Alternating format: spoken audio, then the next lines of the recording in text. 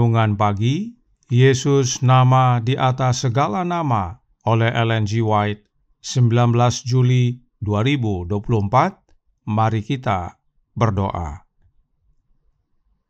Bapa kami yang di sorga, Allah pencipta langit dan bumi, laut dan segala isinya, Allah yang maha besar, maha kuasa, sumber segalanya, yang kami sembah selalu melalui anak-Mu yang tunggal, Yesus Kristus. Terpujilah Yesus, anak Allah yang maha tinggi, yang adalah hakim atas semua yang hidup. Pada pagi hari ini kami bersyukur boleh bangun dan berbakti, dan sebagaimana membaca dan mendengarkan nasihat firman-Mu, kiranya ini menjadi pembaharuan bagi kami semua, bahwa Yesus tidak hanya mengantarai kami kepada Bapa, tetapi Dia juga adalah hakim bagi kami. Dan saat inilah waktunya untuk kami datang kepada Dia. Beserta kami sepanjang perbaktian ini, kehendak-Mu yang jadi. Ampun kami akan dosa dan salah, karena kami berdoa hanya dalam nama Anak Allah yang tunggal, Yesus Kristus, yang adalah Tuhan dan Juru Selamat kami. Amin. Renungan hari ini akan dibacakan oleh Ibu Oktolina Siregar. Kepada Ibu Lina, kami persilahkan. Terima kasih. Selamat pagi Bapak Ibu Saudara-saudari yang terkasih di dalam nama Tuhan kita Yesus Kristus. Bacaan renungan pagi kita pada hari ini tanggal 19 Juli tahun 2024 berjudul Hakim atas semua yang hidup. Ayat inti terdapat di dalam 2 Korintus 5 ayat 10 firman Tuhan, sebab kita semua harus menghadap tahta pengadilan Kristus, supaya setiap orang yang memperoleh apa yang patut diterimanya sesuai dengan yang dilakukannya dalam hidupnya ini, baik ataupun jahat. Di bawah inspirasi setan, orang-orang Yahudi telah memilih seorang perampok dan pembunuh menggantikan Kristus. Dan dengan kelompok ini mereka telah mengikat diri mereka sendiri untuk penghakiman pada hari terakhir. Pilatus berkata sambil menunjuk kepada Kristus, "Inilah rajamu." Tetapi dengan suara yang tegas, para imam, kepala, dan penghulu berseru, "Enyahkanlah dia, enyahkan dia, salibkan dia." Pilatus berkata, "Haruskah aku menyalibkan rajamu?" Jawab imam-imam kepala, "Kami tidak mempunyai raja selain daripada Kaisar." Yohanes 19 ayat 14 dan 15. Dan Pilatus menyerahkan dia, yang menurutnya tidak ditemukan kesalahannya sama sekali, untuk dicambuk, hukuman yang paling kejam dan tanpa belas kasihan yang dapat diberikan kepada manusia. Tetapi dia yang tunduk pada kehinaan dan penderitaan salib di sini, dalam Dewan Musyawarah Allah akan mendapat penggantian sepenuhnya dan naik tahta, diakui oleh seluruh alam semesta sebagai Raja orang-orang kudus. Dia telah melakukan pekerjaan keselamatan, dan dia menunjukkan kepada dunia yang tidak berdosa dan keluarga sorgawi bahwa pekerjaan yang telah dia mulai mampu dia selesaikan. Alam semesta sorgawi dan dunia yang telah jatuh, baik orang-orang kudus maupun orang-orang berdosa, harus mengakui di dalam Dia yang disalibkan sebagai hakim atas semua yang hidup. Setiap mahkota yang diberikan kepada orang-orang kudus milik Yang Maha Tinggi akan dianugerahkan melalui tangan Kristus, tangan yang dikutuk oleh para imam dan penguasa yang kejam untuk dipakukan di kayu salib. Bekas luka-luka itu bagaikan sinar terang yang keluar dari tangannya. Kristuslah yang memberi manusia kasih karunia pertobatan. Jasa-jasanya diterima oleh Bapa demi kepentingan setiap jiwa yang akan membantu membentuk keluarga Allah. Tangannya yang memar dan terluka saja dapat memberi mereka penghiburan hidup, kehidupan kekal. Saat yang hikmat akan menjadi hari pengambilan keputusan akhir. Maka bukankah sangat penting bagi kita masing-masing untuk memastikan bahwa perbuatan kita adalah perbuatan yang benar? Dikutip dari buku manuskrip 39 tahun 1898. Demikianlah bacaan renungan pagi kita pada hari ini. Terima kasih, Tuhan Yesus memberkati. Terima kasih atas penata layanan Ibu Lina. Tuhan Yesus memberkati. Selamat pagi saudaraku dalam Tuhan. Kita semua tahu bahwa saat ini adalah masa penghakiman pemeriksaan, dan Yesus bertugas sebagai imam besar bagi kita, mengantarai kita kepada Bapa. Namun, renungan hari ini berkata bahwa Yesuslah hakim dari semua yang hidup. Bagaimana Yesus yang adalah pengantara dapat menjadi hakim? Alkitab dan Roh Nubuat menolong kita.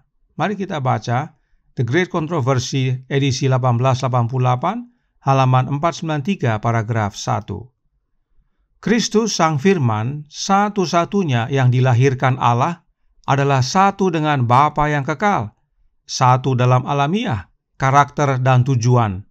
Satu-satunya makhluk di seluruh alam semesta yang dapat masuk ke dalam semua dewan dan tujuan Allah. Melalui Kristus, Bapa bekerja dalam penciptaan semua makhluk sorgawi. Hanya Yesus satu-satunya makhluk ilahi yang dapat masuk ke dalam dewan Allah, sebab hanya Yesus yang adalah satu dalam alamiah dengan Bapanya, serta satu karakter dan tujuan dengan Bapanya. Karenanya, dalam dewan kealahan hanya ada dua makhluk ilahi, yaitu Allah Bapa dan Anaknya. Itu sebabnya melalui Anaknya lah Allah Bapa menciptakan segala sesuatu. Apa pentingnya kita pahami dan ingat akan kebenaran ini? Sebab kebenaran ini sangat berhubungan erat dengan pekabaran malaikat pertama. Perhatikan Yesaya menuliskan dalam Yesaya 45 ayat 18. Sebab beginilah firman Tuhan yang menciptakan langit, Dialah Allah yang membentuk bumi dan menjadikannya, dan yang menegakkannya, dan Ia menciptakannya bukan supaya kosong, tetapi Ia membentuknya untuk didiami. Akulah Tuhan dan tidak ada yang lain. Tuhan dalam huruf besar, yaitu Yehova, yang adalah Allah Bapa, yang menciptakan langit dan bumi serta isinya, adalah tunggal. Nah, ayat ini adalah padanan dari pekabaran malaikat pertama yang terdapat dalam Wahyu 14 ayat 6 dan 7. Dan aku melihat seorang malaikat lain terbang di tengah-tengah langit, dan padanya ada Injil yang kekal untuk diberitakannya kepada mereka yang diam di atas bumi, dan kepada semua bangsa dan suku dan bahasa dan kaum. Dan ia berseru dengan suara nyaring, "Takutlah akan Allah dan muliakanlah Dia, karena telah tiba saat penghakimannya, dan sembahlah Dia yang telah menjadikan langit dan bumi dan laut dan semua mata air." Karenanya, Allah yang dimaksudkan adalah Allah yang tunggal.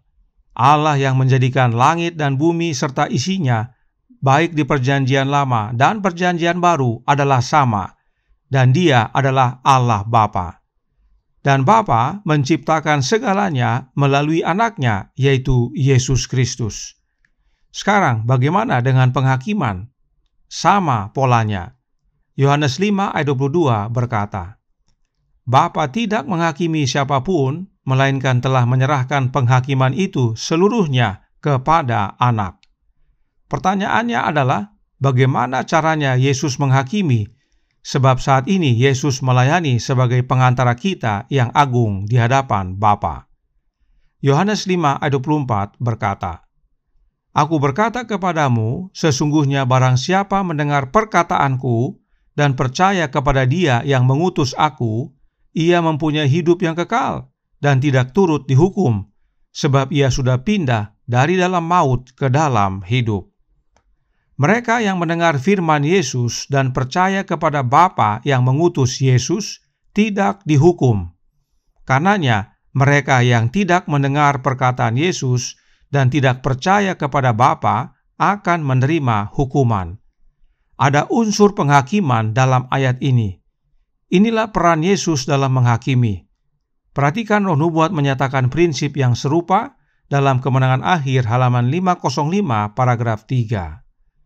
Semua orang yang telah bertobat dari dosa dengan sungguh-sungguh dan oleh iman mengambil darah Kristus sebagai korban pendamaian mereka, mereka telah memperoleh pengampunan di samping nama mereka, dimasukkan dalam kitab-kitab di sorga, oleh karena mereka telah memperoleh bagian dalam kebenaran Kristus, dan tabiat-tabiat mereka didapati selaras dengan hukum Allah, maka dosa-dosa mereka akan dihapuskan, dan mereka akan dianggap layak menerima hidup kekal.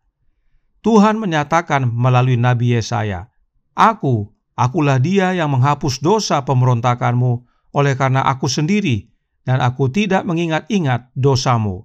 Yesaya 43 ayat 25. Yesus berkata, barang siapa menang, ia akan dikenakan pakaian putih yang demikian.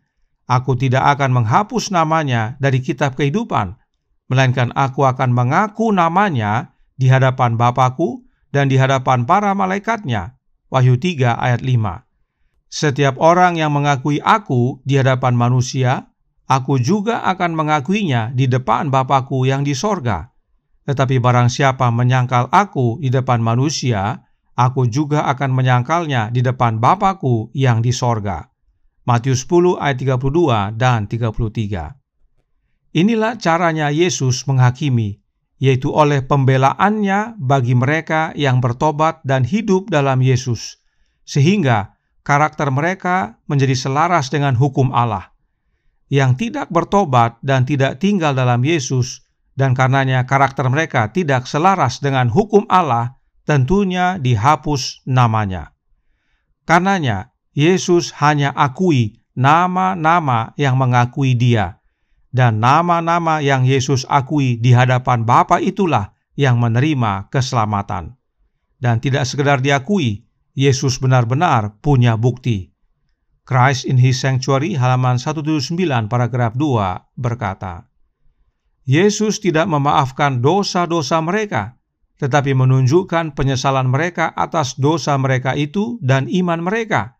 Dan dalam memohon pengampunan bagi mereka, Ia mengangkat tangannya yang telah terluka itu di hadapan Bapa dan malaikat-malaikat suci sambil berkata, Aku mengenal nama-nama mereka. Aku telah mengukirkan mereka di telapak tanganku.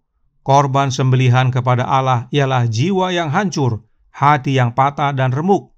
Tidak akan kau pandang hina, ya Allah. Mazmur 51 ayat 19. Yesus angkat tangannya yang terluka, artinya Dia menyatakan jasa-jasanya sebagai juru selamat kita. Dan Dia layak melakukan itu karena memang Dia benar dan kudus. Jasa-jasa kita manusia tidak dapat diandalkan. Jasa Kristus gantikan jasa kita. Jubah kebenarannya menggantikan jubah kebenaran kita yang seperti kain kotor. Inilah yang renungan hari ini nyatakan dalam Jesus Name Above All Names, halaman 213 paragraf 4. Bekas luka-luka itu bagaikan sinar terang yang keluar dari tangannya.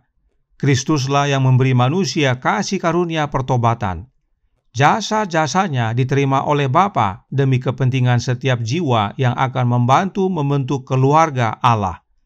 Tangannya yang memar dan terluka saja dapat memberi mereka penghiburan hidup, kehidupan kekal.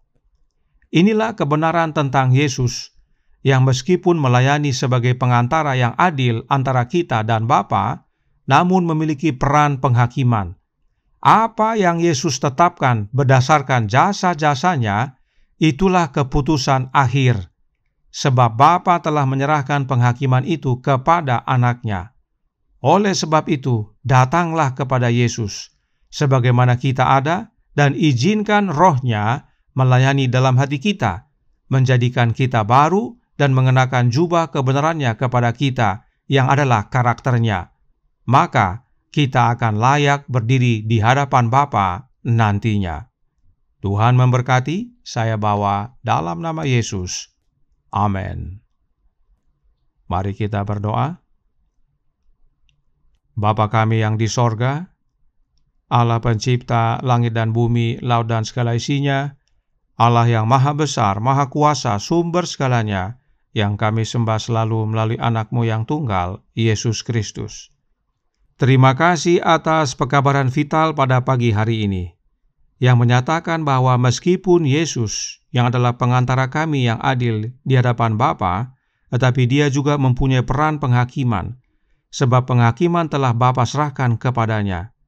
Oleh karena itu, ya Bapa, penting bagi kami untuk menerima Kristus dalam hidup ini, agar melalui jasa-jasanya Dia menghisapkan akan kebenarannya, sehingga karakter kami diubahkan menjadi serupa dengannya, hingga pada akhirnya kami layak untuk berdiri di hadapan-Mu sebagai umat-umat yang kudus. Beserta kami sepanjang hari ini kehendak-Mu yang jadi. Ampun kami akan dosa dan salah, karena kami berdoa hanya dalam nama Anak Allah yang tunggal, Yesus Kristus, yang adalah Tuhan dan Juru Selamat kami. Amin.